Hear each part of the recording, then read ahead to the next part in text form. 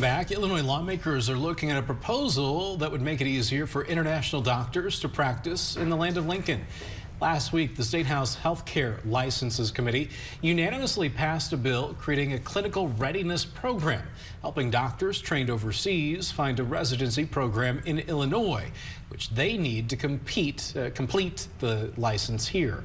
The bill sponsor says the idea came out of working group and is the latest step to ensure the state doesn't lose out on talented physicians.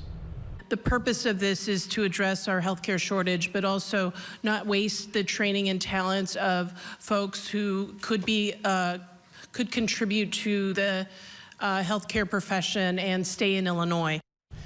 And she went on to say she's working with the Illinois Department of Financial and Professional Regulation on another amendment to improve the bill.